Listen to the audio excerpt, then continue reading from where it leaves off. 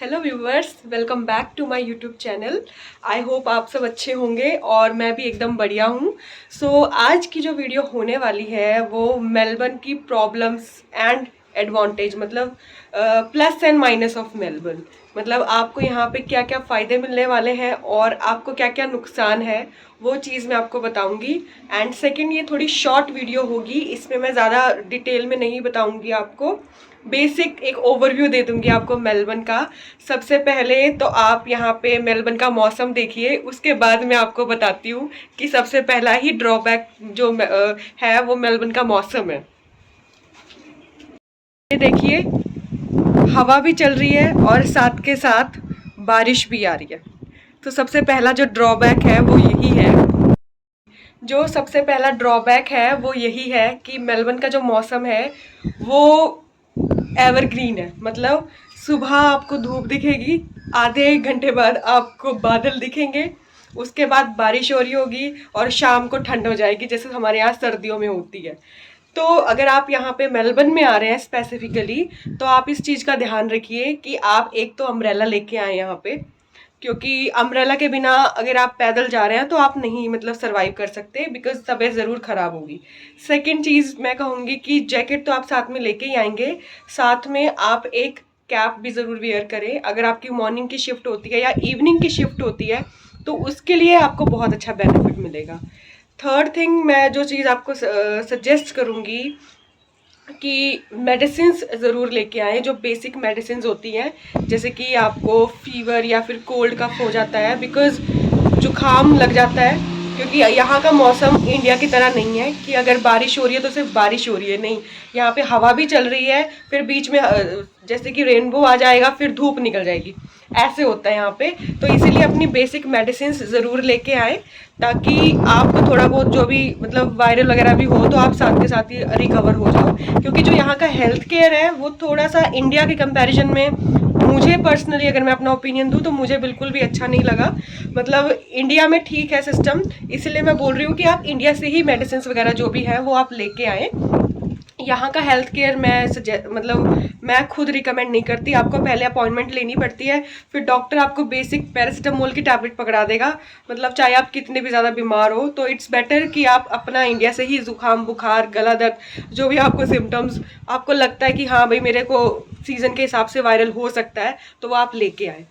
Second चीज़ मैं आपको suggest करूँगी कि आप सनस्क्रीन, बेसिकली यहाँ पे बहुत ज़्यादा ज़रूरी है, क्योंकि यहाँ पे यूवी रेज मतलब डायरेक्ट पड़ती है, ओजोन लेयर नहीं है ऑस्ट्रेलिया में। तो थोड़ा सा यहाँ पे ये डीमेरिट है, क्योंकि जब आप बाहर निकलते हैं तो इतनी हार्श रेज होती हैं कि आपकी स्किन को बर्न कर देती है। यहाँ पे स्किन कैंसर हो जाता है लोगों को। तो आप हर 2 घंटे में आपको सनस्क्रीन लगानी ही पड़ेगी। ये चीज़ आपको मतलब बहुत ज़्यादा ही ज़रूरी है। ये तो आप भूले ही ना कि भाई मैं सनस्क्रीन के बिना यहाँ से निकल सकता हूँ बाहर, तो वो चीज़ पॉसिबल नहीं है, आपकी स्किन बर्न हो जाएगी। मेरी ऑलरेडी 1-2 बार हो चुकी है, मैं इसीलिए आपको सजेस्ट कर रही हूँ कि आप हर मतलब 2 घंटे में आपको सनस्क्रीन लगानी ज़रूरी है। थर्ड थिंग मैं ये बोलूँगी कि अगर आप जॉब्स की बात करें, तो अगर आप वेस्टर्न सबर्ब्स में रह रहे हैं, मेलबर्न के 4 डायरेक्शंस, मतलब 4 अलग डायरेक्शंस में मतलब इंडियन कम्युनिटी है, मतलब लोग रहते हैं मोस्टली। अगर आपको इंडियन कल्चर देखना है या इंडियन रेस्टोरेंट्स वगैरह देखने हैं, तो आप वेस्टर्न सबर्ब में आइए।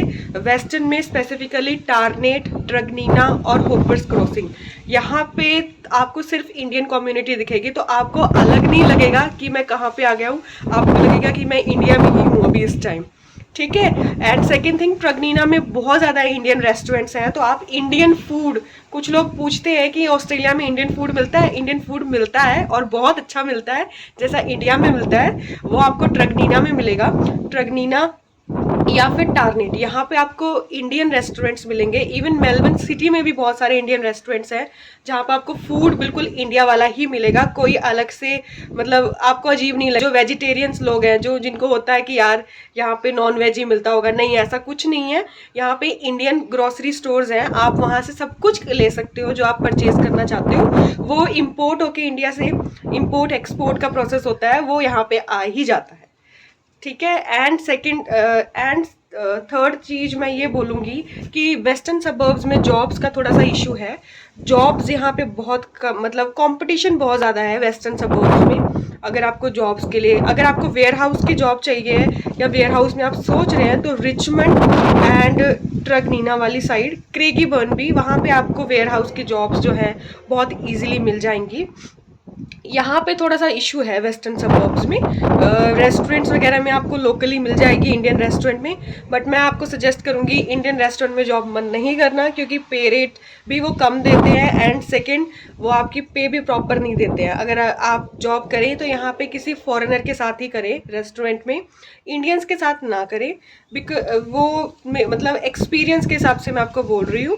एंड थर्ड थिंग मैं आपको सजेस्ट करूँगी कि अगर आपको ट्रांसपोर्टेशन, मतलब अगर आपको कार ड्राइव करनी आती है तभी आप मतलब वेस्टर्न सबर्ब्स में आए, क्योंकि यहाँ पे पब्लिक ट्रांसपोर्टेशन इतना अच्छा नहीं है वेस्टर्न में। जैसे कि थोड़ा आपको वॉक करना पड़ता है बस स्टैंड तक जाने के लिए, तो मतलब मतलब बस स्टैंड पास पास नहीं है, थोड़ा सा ये इशू है। लेकिन अगर आप सिटी वाली साइड जाते हो या ईस्ट या नॉर्थ में जाते हो, नॉर्दर्न सबर्ब्स में, वहाँ पे अच्छा है, वहाँ पे आपको ट्रांसपोर्टेशन में इतना प्रॉब्लम नहीं होता। लेकिन यहाँ पे रेंट थोड़ा इजी, मतलब रेंट थोड़ा चीप है as compare to other directions. जैसे ईस्ट या नॉर्थ की मैं बात करूँ तो यहाँ पे आपको रेंट थोड़ा सा इजी मिल जाएगा। ठीक है, रेंट मतलब मुझे ऐसा लगता है कि इतना सिटी में एक्सपेंसिव है रेंट घर का, यहाँ पे थोड़ा सा चीप है। एंड और मैं आपको सजेस्ट करना चाहूँगी कि यहाँ पे आपको, अगर आप पंजाबी हैं और इवन अगर आप हिंदू भी हैं, तो वेस्टर्न सबर्ब्स में आपको टेम्पल्स मिलेंगे, गुरुद्वारे मिलेंगे आपको। टारनेट एंड होपर्स क्रॉसिंग में स्पेसिफिकली आपको गुरुद्वारा मिलेगा, कि आपको ऐसा फील ही नहीं होगा कि आप इंडिया में नहीं हो। इवन अगर आप हिंदू टेम्पल की बात करें तो वो रॉक बैंक में है, वो भी वेस्टर्न सबर्ब्स में ही है। वहाँ पे आपको दुर्गा माता मंदिर भी मिलेगा। तो मतलब ये चीज़ बहुत अच्छी है कि आपको यहाँ पे अपने भगवान, मतलब जिस भी भगवान को आप मानते हैं, तो आप वहाँ पे मत्था टेकने जा सकते हो। एंड एक गुरुद्वारा आपको क्रेगीबर्न में मिलेगा।